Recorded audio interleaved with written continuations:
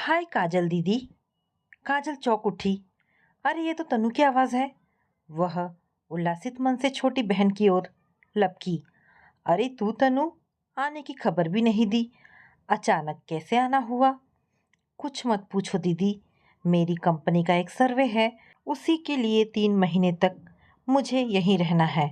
बस मैं तो बहुत ही खुश हुई। आखिर इतने दिन मुझे अपनी बहन के साथ रहने को मिलेगा, कहकर तनु अपनी दीदी काजल के गले में झूल गई। काजल को भी बहुत खुशी हो रही थी। आखिर तनु उसकी प्यारी बहन जो थी। काजल, एक कप चाय देना, निखिल ने आवाज लगाई। जी अभी लाई, कहकर काजल चाय लेने जाने को तैयार हो गई। लाओ दीदी, मैं जीजू को चाय दे आती हूँ, कहकर तनु ने बहन के हाथ से चाय की ट्रे ले ली और निखिल के कमरे की ओर बढ़ी। कमरा खुला था, पर्दे पड़े थे।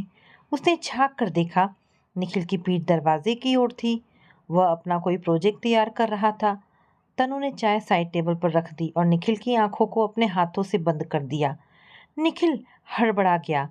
क्या है काजल, आज बड़ा प्यारा रहा है। अरे भाई दरवाजा तो बंद कर लो, कोई देख लेगा तो। निखिल ने तनु को काजल समझकर अपनी ओर खींच लिया। तनु भरभरा कर निखिल की गोद में आ गिरी। हाय जीजू, क्या करते हैं? मैं आपकी पत्नी नहीं बल्कि तनु हूँ, आपकी इकलौती साली।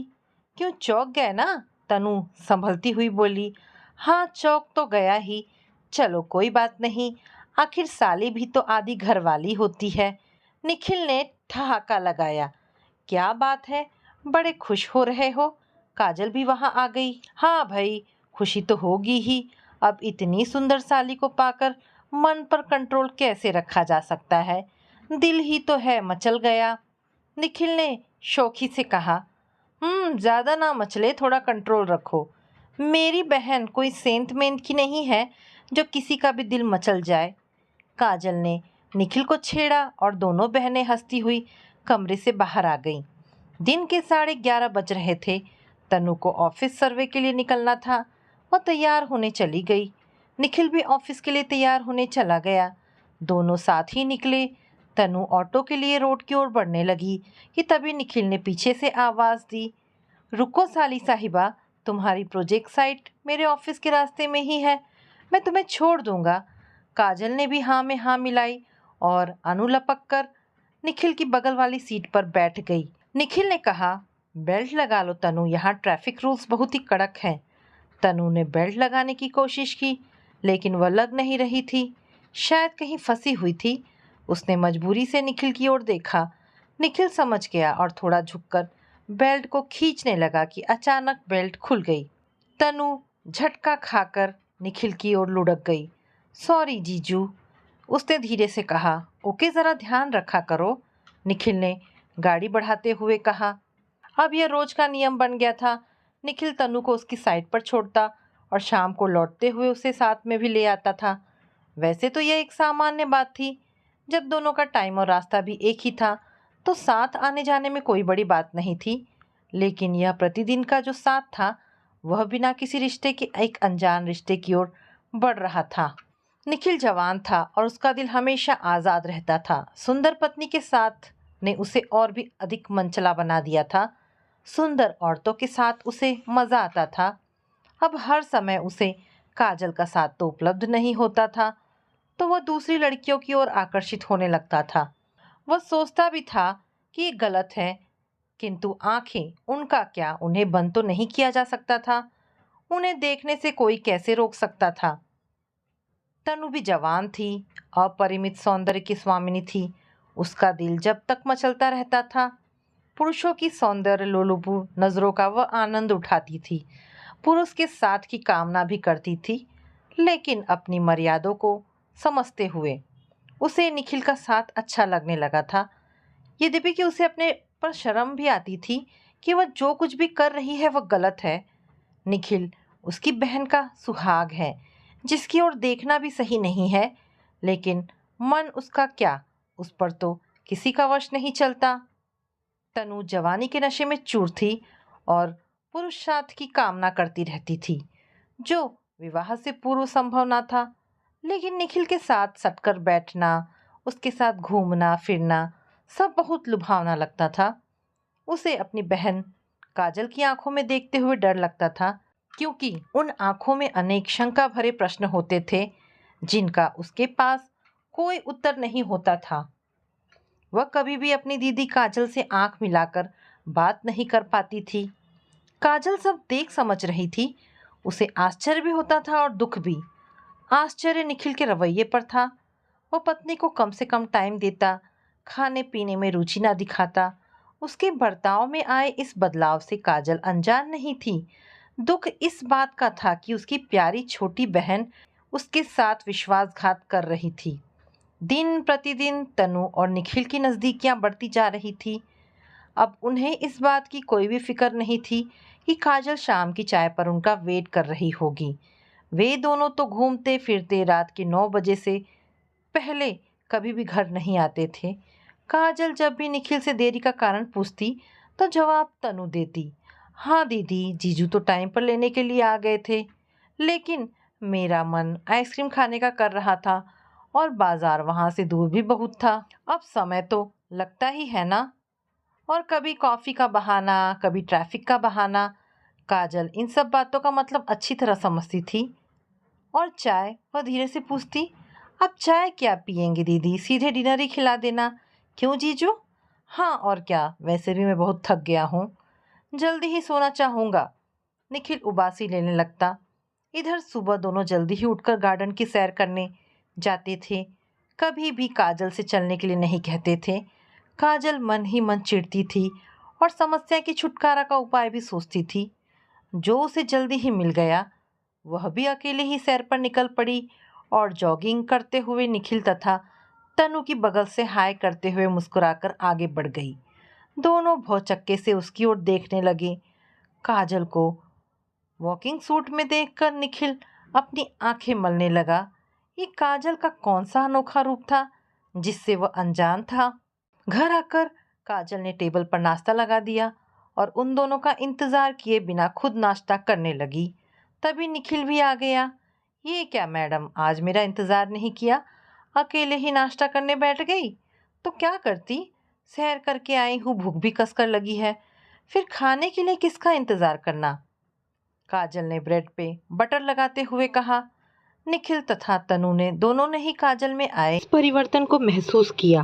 दोनों ने अपना अपना नाश्ता खत्म किया और तैयार होने कमरे में चले गए।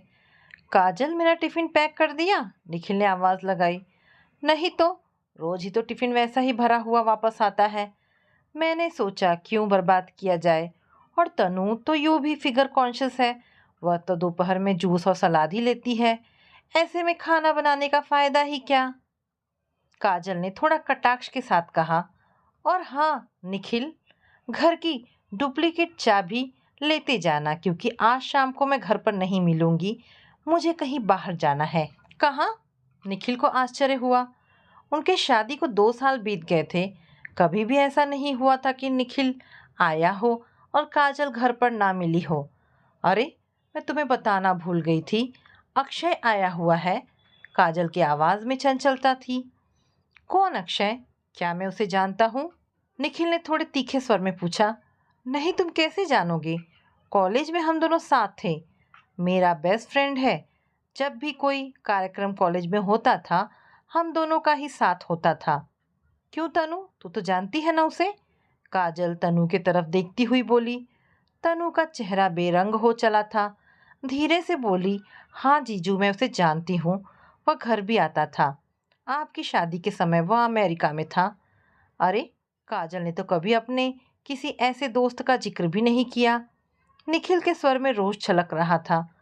यूं ही नहीं बताया, अब भला अतीत के पर्दों को क्या उठाना, जो बीत गया सो बीत गया। काजल ने बात खत्म की और तैयार होने के लिए चली गई। निखिल तथा तनु भौचक एक दूसरे को देख रहे थे। ये कौन सा नया रंग उसकी पत्नी उसे दिखा रही थी? निखिल हैरान था, सोचता रह गया। वह तो यही समझता था कि काजल पूरी तरह उसी के प्रति समर्पित है। उसे तो इसका गुमान तक न था कि काजल के दिल के दरवाजे पर उससे पूर्व कोई और भी दस्तक दे चुका था और वह बंद कपाट अकस्मात ही खुल गया। जीजू चले? तनु तैयार खड़ी थी। आज मैं ऑफिस नहीं जाऊंगा, तुम अकेले ही चली जाओ, निखिल ने अनमने स्वर में कहा और अपने कमरे में चला गया।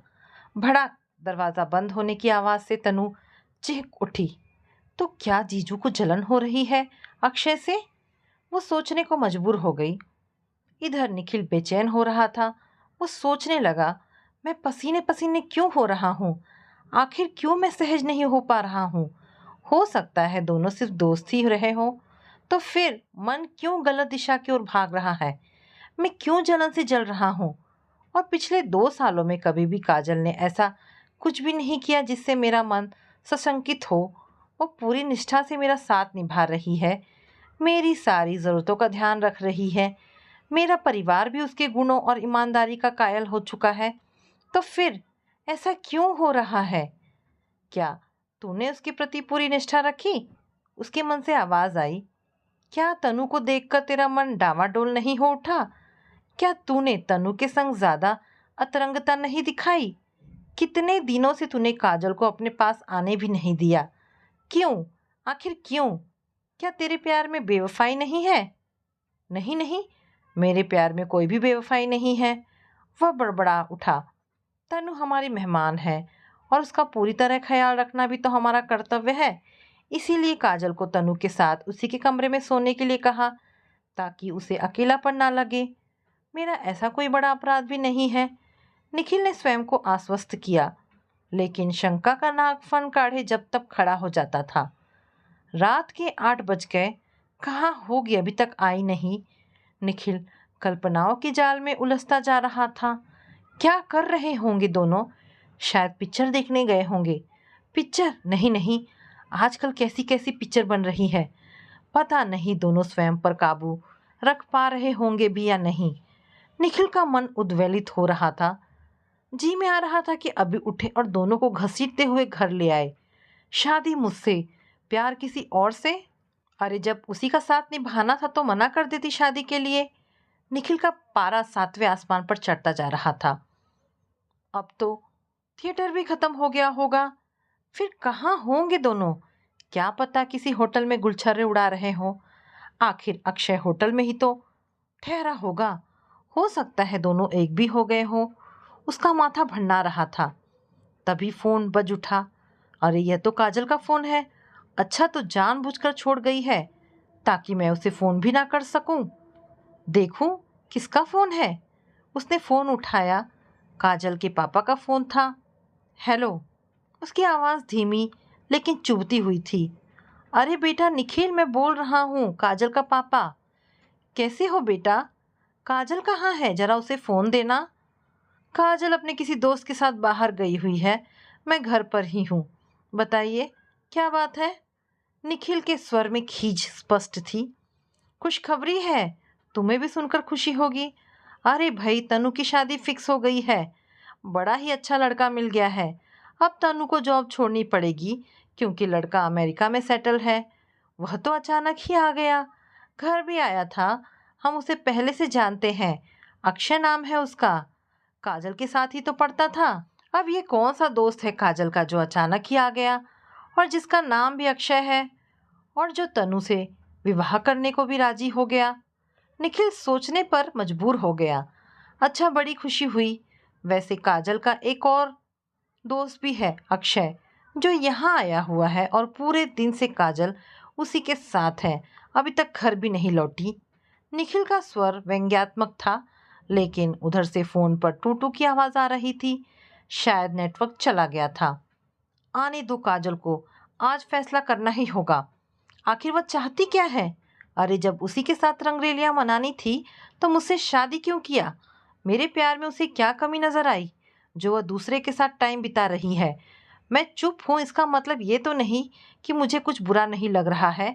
और ये अक्षय बड़ा ही शातिर लगता है। इधर काजल से रिश्ता बनाए हुए है और उधर तनु से शादी करने को भी तैयार है। मतलब ये है कि अपने दोनों हाथों में लड्डू रखना चाहता है। आखिर ये क्या राज है? कहीं वो दोनों को तो बेवकूफ़ नहीं बना रहा है? डोरबेल बज उठी। उसने दरवाज़ा खोला। काजल ही थी। दरवाज़ा खोल वह कमरे में आकर चुपचाप लेट गया। काजल ने अंदर आकर देखा।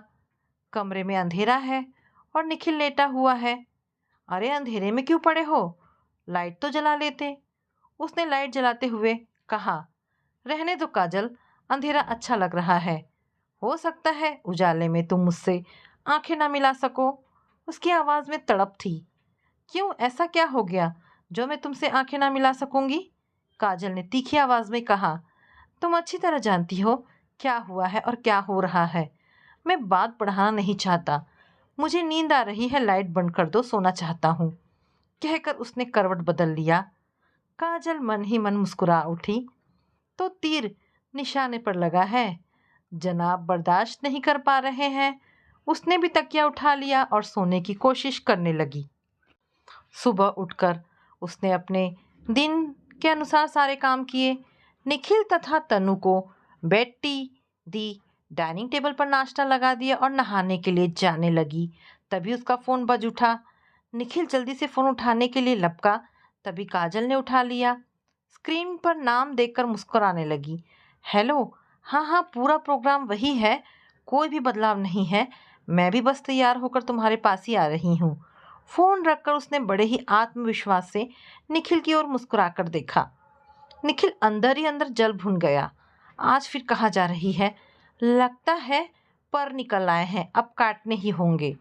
घर के प्रति पूरी तरह समर्पित भीरू प्रवृत्ति की स्त्री इतनी मुखर कैसे हो गई? क्या इसे मेरी तनिक भी चिंता नहीं है? इस तरह तो यह मुझे धोखा दे रही है। क्या करूं, कुछ समझ में नहीं आ रहा है। इसके पापा ने तो बताया था कि अक्षय से तनु की शादी फिक्स हो गई है, तो फिर ये क्या है? इसी उलझन में फंसा हुआ वह अपने कमरे में जाकर धड़ाम से बेड पर गिर गया। आज फिर ऑफिस से छुट्टी ले ली, लेकिन कब तक, आखिर कब तक वह इसी प्रकार छुट्टी लेता रहेगा? बस अब कुछ ना कुछ निर्णय लेना ही पड़ेगा। वह सोचने पर मजबूर हो गया था। तभी तनु ने धीरे से पर्दा हटाकर झाँका। जीजू, आज शाम की फ्लाइट से मैं पापा के पास दिल्ली वापस जा रही हूँ। मैंने अपना रिज़ाइन लेटर कंपनी को भेज दिया है। अब जब अगले महीने मेरी शादी हो रही है और मुझे अमेरिका चले जाना है, तो मैं जॉब कैसे करूँगी? निखिल चुप रहा। उसने तनु को यह भी नहीं बताया कि उसके पापा का फ़ोन आया था और वह इन सब बातों से अवगत है। तनु अपने कमरे में चली गई पैकिंग करने। निखिल बेड पर करवटें बदल रहा था, मानो अंगारों पर लौट रहा हो। डोरबेल की आवाज़ पर निखिल ने दरवाज़ा खोला। काजल ही थी। आ गई आप? निखिल के स्वर में व्यंग्य था। बड़ी जल्दी आ गई, अभी तो रात के 9 ही बजे हैं। इतनी भी क्या जल्दी थी? थोड़ी देर और एंजॉय कर लेती। शायद तुम ठीक ही कह रहे हो, काजल ने मुस्कुराकर अंदर आते हुए कहा। तुम दोनों की चिंता लगी थी, भूख लगी होगी। अब खाना क्या बनाऊंगी? कहो तो सैंडविच बना दूं, कॉफ़ी के साथ खा लेना। बड़ी मेहरबानी आपकी, इतनी भी जहमत उठाने की क्या ज़रूरत है। तनु शाम की फ़्लाइट से दिल्ली वापस चली गई है। तुम्हारे पापा का फ़ोन आया था, मैंने भी खाना बाहर से ऑर्डर करके मंगा लिया था। तुम चिंता ना करो, जाओ सो जाओ, निखिल ने चिढ़ते हुए कहा और सोने लगा। काजल मन ही मन मुस्कुरा रही थी। कैसी मिर्ची लगी है जनाब को। कितने दिनों से मैं जो उपेक्षा की सोर सैया पर लौट रही थी, उसका क्या? ना तो मैं बेवकूफ़ हूँ, ना ही अंधी, जो इन दोनों की बढ़ती नज़दीकियों को समझ नहीं पा रही थी या देख नहीं पा रही थी। अरे निखिल तो पुरुष है, भंवरे की प्रवृत्ति वाला, जहाँ कहीं भी सुंदरता दिखी मंडराने लगा। यद्यपि ऐसा कभी भी नहीं हुआ कि पिछले 2 वर्षों में उसने कभी भी अपनी बेवफाई का कोई भी परिचय दिया हो। लेकिन तनु, वह तो मेरी सगी बहन है, मेरी ही माँ से जन्मी। क्या उसे मेरा ही घर मिला था सेंध लगाने को? निखिल से निकटता बढ़ाने से पहले क्या उसे एक बार भी मेरा ख्याल नहीं आया? किसी ने सच ही कहा है, आग और फूस एक साथ रहेंगे तो लपटें तो उठेंगी ही, जिन्हें वह साफ साफ देख रही थी। उसने मन ही मन निश्चय ले लिया था कि यह बात अब और आगे नहीं बढ़ने देगी। सुबह वह थोड़ा निश्चिंत होकर उठी, नहा धोकर नाश्ता लगाया। निखिल, तनु इतनी जल्दी क्यों चली गई? आज भी तो जा सकती थी, उसने सहज लहजे में कहा। तो तुम्हें क्या, तुम अपनी लाइफ एंजॉय करो। तुम्हें तो यह भी नहीं पता होगा कि तनु की शादी अक्षय के साथ फिक्स हो गई है, जो अगले महीने में होगी। तुम्हारे पापा का ही फ़ोन आया था। अरे हाँ, यह अक्षय कहीं वही तो नहीं जिसके साथ तुम घूम फिर रही हो? निखिल ने चुभने वाले लहजे में कहा। अब काजल चुप ना रह सकी। हाँ वही है, बताया तो था, हम लोग अच्छे फ्रेंड्स थे।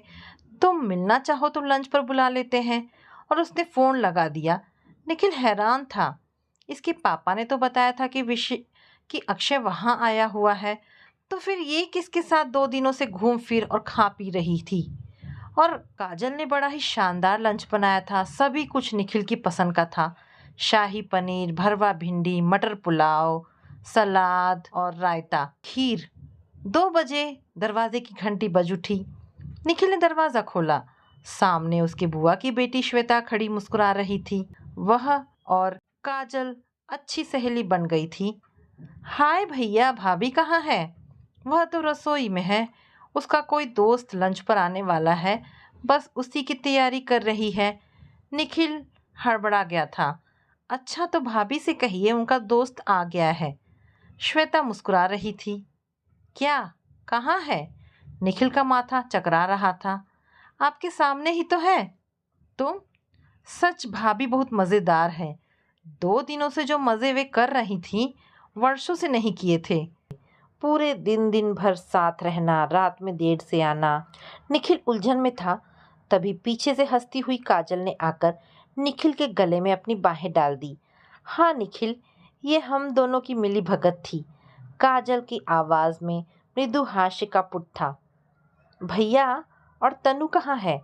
भाभी कह रही थी कि आजकल आप उसके साथ घूम फिर व खूब मौज मस्ती कर रहे हो। श्वेता के स्वर में तल्खी थी। अरे भाई, इन्हीं की बहन की आवभगत में लगा था, ताकि तनु को यह ना लगे कि मैं उसकी अवहेलना कर रहा हूँ। आखिर वह मेरी इकलौती साली है, और फिर सुंदरता किसे आकर्षित नहीं करती। फिर हमारे बीच दोस्ती ही तो थी। निखिल ने सफाई पेश की ताकि वह असली बात को छिपा सके। अच्छा वाह भैया, दोस्ती क्या ऐसी थी कि रात में देर देर से आते थे, अक्सर बाहर ही खा पी लेते थे। अब निखिल खामोश था। उसकी कुछ भी कहने सुनने की अब हालत नहीं थी। सच ही तो है, जब 2 दिनों से काजल उसके बगैर ही बाहर घूम फिर कर खा पी कर आती थी, तब वह भी तो जल फूल रहा था। और वह तो इतने दिनों से मेरी उपेक्षा की शिकार हो रही थी, जबकि उसके समर्पण में कोई भी कमी ना थी। तो काजल ने गलत क्या किया? अचानक उसने काजल को अपनी बाहों में उठा लिया और गोल गोल चक्कर काटते हुए हंसते हंसते बोला, भाई वाह, तुम्हें तो पॉलिटिक्स में होना चाहिए था। मेरी ओर से तुम्हारा गोल्ड मेडल पक्का। काजल भी उसके गले में बाहें डाले झूल रही थी। उसका सिर निखिल के सीने पर टिका था। श्वेता ने दोनों का प्यार देखकर वहां से चले जाना ही सही समझा। उसे लगा कि दोनों के बीच कुछ था जो अब नहीं है। अब उसके वहां होने का कोई भी औचित्य नहीं था। उसने राहत की सांस ली और दरवाजे से बाहर निकल गई। तो दोस्तों, ये कहानी यहाँ पर समाप्त होती है। आशा करती हूँ कहानी पसंद आई होगी। अगर कहानी पसंद आई है तो प्लीज़ इसे लाइक एंड शेयर करें। दोस्तों, ऐसी ढेरों पारिवारिक और शिक्षाप्रद कहानी सुनने के लिए मेरे चैनल को प्लीज़ सब्सक्राइब करें। धन्यवाद दोस्तों।